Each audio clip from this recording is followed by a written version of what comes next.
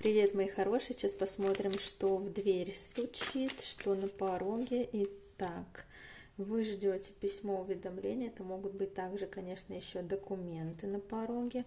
Но все идет на уведомление, на договор. И причем, что это будет положительного характера уведомление. На самом деле это уведомление о мире, о бракосочетании, это уведомление о хорошей сделке, договоре. Вот что спешит в вашу жизнь.